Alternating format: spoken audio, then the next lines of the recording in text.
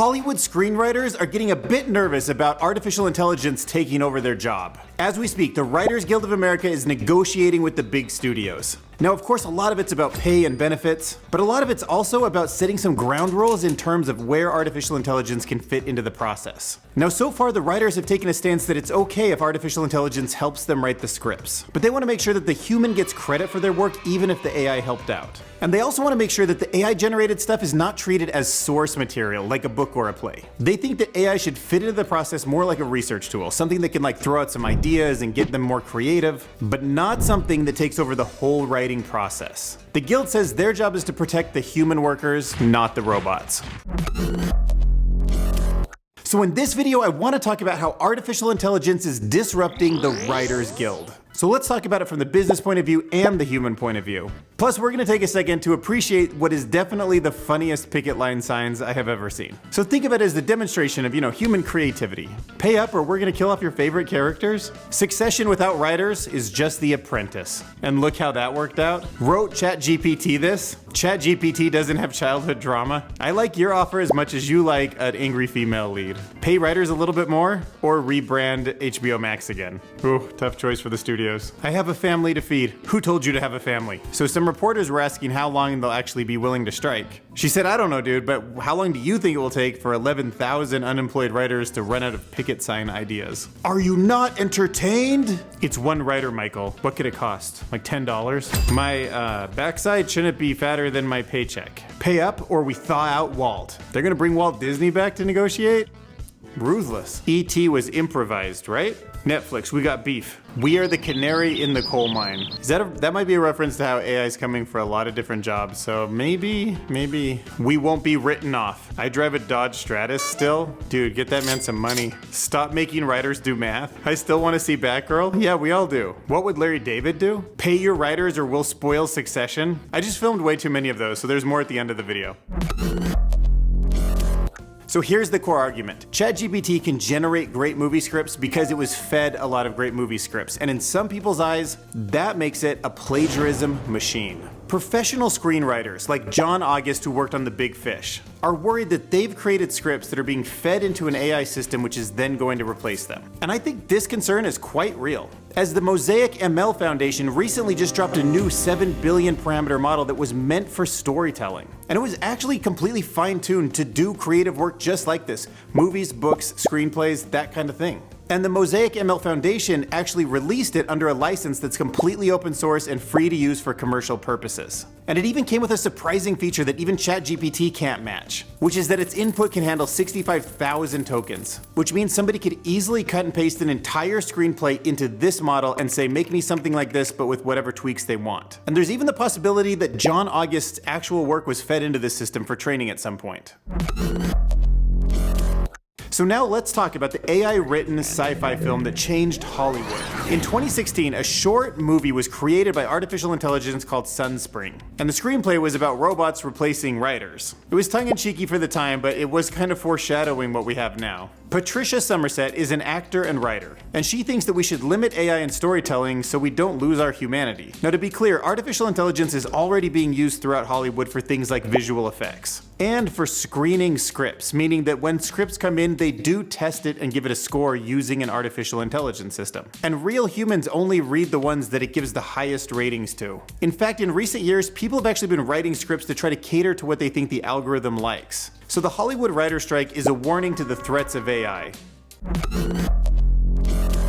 So now let's talk about copyright for a minute. Now my guess is eventually you will get copyright for things that you prompt because you did have to prompt it in a unique way, which seems like something. I mean, if you can own a photograph for pressing a button, it seems like it should be at least the same. Copyright is seen as a way to protect writers and creators, but in some cases it just makes life more difficult for them. For example, Ed Sheeran, the popular singer, has experienced this firsthand. He's been sued multiple times for songs sounding too similar to other songs. And if you send a script to a studio, they often won't open it or read it because they don't want any of that liability. If you have some idea for Batman in your script and they use it in the real Batman, you sue them, then they could be liable. There's so many songs being released daily and there's only so many chords that you can go to create the music. Ed Sheeran actually now even records the entire process of him creating a song, just in case he ends up in court and needs to prove that he came to the song independently. which makes me wonder if the same will happen to screenwriters in the future. They might have to film the entire process, like every time they click on the keyboard, just to prove that it was done by humans.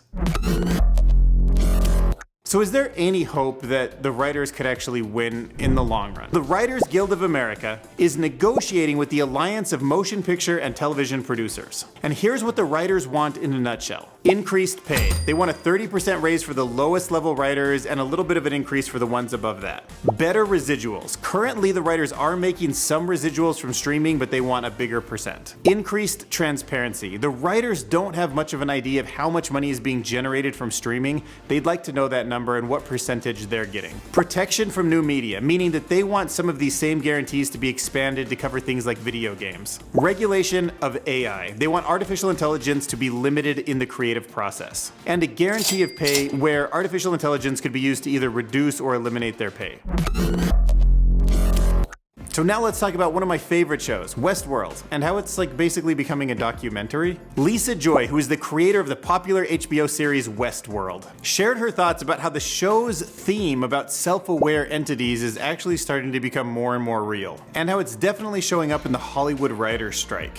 She explained how her unique interest in sci-fi and artificial intelligence comes from her unique background, as she was raised by immigrant parents in New Jersey, and that writing in these genres gave her a way to explore human experiences through allegories and metaphors. And even though Westworld was canceled after 4 seasons, boo, Joy mentioned that her and the co-creator Jonathan Nolan would have liked to keep exploring these topics in a 5th season.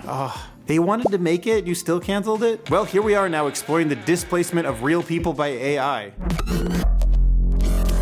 So in the future, imagine that a custom AI model like ChatGPT is fine-tuned to the point where it just makes amazing stories, whether it's books or plays or motion pictures, and whoever owns this can probably make a ton of money. And what if that system was trained on the stuff that the Writers Guild owns, and that some of the revenue that it made went back to the people who contributed to it? Like, obviously it sounds better on paper until you start to try to do it, but collectively the Writers Guild has an amazing data source. With 11,000 people on strike right now, they have probably written so much good stuff that could train a system like this, and collectively that could generate even more scripts and arguably even more wealth collectively that they could collect on, because it can keep generating after they've retired. Or at least alternatively, some kind of a system where the Writers Guild maybe builds it and then it pays people for the data that it puts in, and then it sells the output to the big studios. Because eventually where I see this going is everything in the future will be generated in real time. Everybody gets their own Marvel movies every time they turn it on. So the thing that would generate something like that would look like ChatGPT being constantly prompted and constantly keeping a big coherent storyline together. Human writers are just never going to keep up with that, so maybe if they could train a system and get some kind of reward mechanism worked out now, that would be awesome. So now let's talk about the emotional struggle that's actually going on between the screenwriters and the studio. Joanna Rothkopf, a senior writer at Last Week Tonight, one of my favorite shows. I so hope John Oliver covers this when they start writing again. Plus, he's got a couple good AI episodes you should check out. Anyways, she says that it's important to care about the writer's strike, because they're just the first of many people who will need protection from this kind of technology. To integrate this kind of technology in a responsible way will take teamwork between the studios and the writers. And she points to how asking for longer work hours, higher residuals, and better support from the studios is totally reasonable. Especially by most estimates, how much they're asking for is relatively little to their overall profits. Like, it doesn't feel like there's a two-way conversation going on. And Joanna talks about how the struggle unfortunately isn't new. Writers have seen their jobs disappear in the past due to companies exploiting their efforts. And some writers have moved from journalism to TV hoping that it would be more stable, but found out that the stability they were looking for was an illusion. So with no other industry for the writers to turn to, they're fighting for their rights. A right to get a fair share of the profits. The Writers Guild of America proposed a regulation to limit AI in the writer's room, but it was rejected by the studios. It's important to remember that the studios themselves are the main problem, offering big paychecks to a few and leaving the writers with basically unsustainable wages. So when you hear about the writer's strike, remember that it matters because they're fighting for fairness. They want a sustainable future in an ever-changing entertainment industry. Smash that subscribe button. Our therapist keeps saying that we need to stand up for ourselves, so here we are. Sorry. I'm mad as hell and I'm not gonna take it anymore. Was not written by a producer. You're gonna be the villain in the limited series about this? Studio execs, when you ask for fair compensation, give up just one yacht? I told ChatGPT to write a picket sign, and it sucked. They have ludicrously capricious salaries. What's even in there? AI, more like, ay. Ralph, I'm in danger. This is our final draft. Say hello to my little sign. Hey, at least the Watchmen writers got back together. Boy Meets Residuals could be a new hit. Now you've done it. You've pissed off the creator of The Wire. We just want 2% from the 1%.